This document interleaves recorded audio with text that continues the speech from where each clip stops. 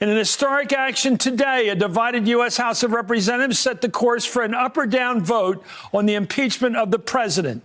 It passed a resolution formalizing the impeachment inquiry into President Donald Trump.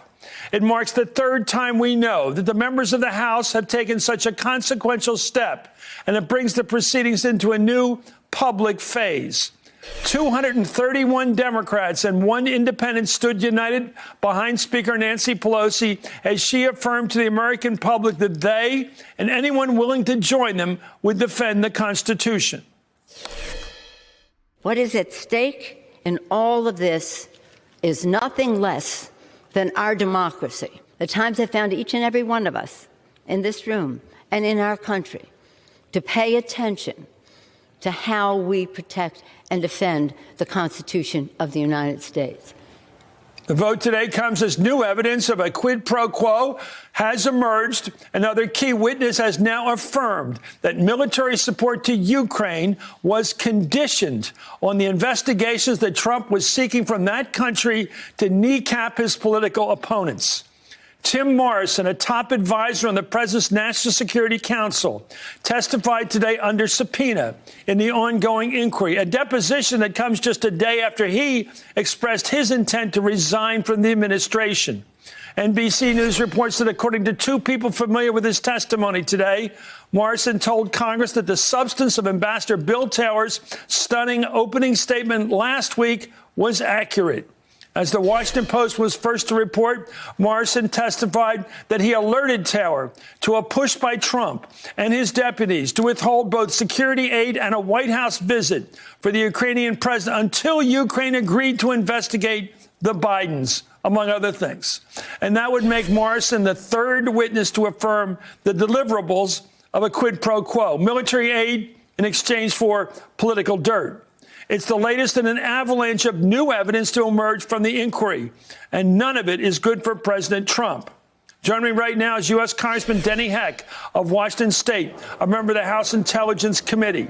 Eli Stokols is White House reporter for the Los Angeles Times. Cynthia Axte is a former federal prosecutor. Thank you all. Congressman, as a member of the committee, give us a sense, take your time, the historic nature of today's vote by the House of Representatives.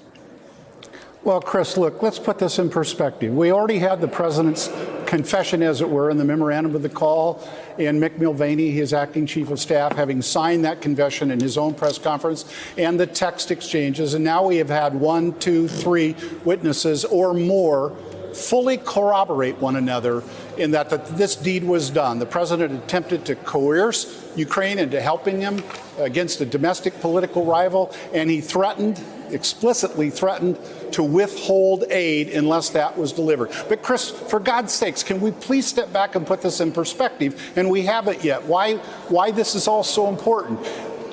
After the Cold War ended in 1994, Ukraine became, and you're hearing this correctly, the 3rd largest possessor or landlord of nuclear bombs in the world, the 3rd largest. And in order to keep the world safer, we had to defuse that. And the way we did that was through something called the Budapest Memorandum of Security Assurance, which in effect gave Ukraine a guarantee of the sovereignty and the fidelity of their borders in exchange for them coughing up and giving over the nuclear arms, which they did. And so this was a key component of ending the Cold War, in effect, ending the threat of a 3rd world nuclear war. Yeah, we got rid of the nukes in exchange for which Ukraine could become a sovereign nation. And now we're turning our back on them. This isn't just the fact that they are a bulwark against malign Russian intent, who is, as we speak, occupies eastern Ukraine and has aggressive tendencies and malign intent for the rest of Ukraine and Georgia and Europe. This is a nation that is struggling to stand up a vibrant democracy which upholds the rule of law and free, fair, and open elections. This is nothing less than our word and our commitment to another strategic partner and ally in the fight for democracy. Let's talk about the nature of impeachment. The resolution is now through. We're going into the final stages of public hearings and finally ending up with some articles of impeachment coming out of the House Judiciary Committee. My sense of this gets down to national security. I want you to talk about that as a member of the committee. When the President of the United States was asked to approve Javelin missiles, the missiles you use to fight Russian tanks, he said, I want something from you, though. I want something first. I want dirt first. Tell me what you sense that means in terms of this president's human values and his patriotism. Your thoughts? Well, his exact words, I would like you to do us a favor, though, and I think it speaks for itself. He shook them down for help in his 2020 election by asking them to manufacture dirt on a potential political rival. It's no more and no less. But, Chris, here's the deal.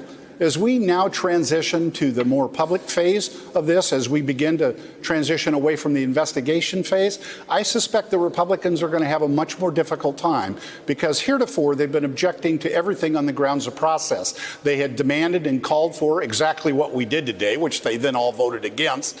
And now we're going to get into more of the substantive part of it. So what is it that they're going to argue when we are actually dealing with the substance of what the president did?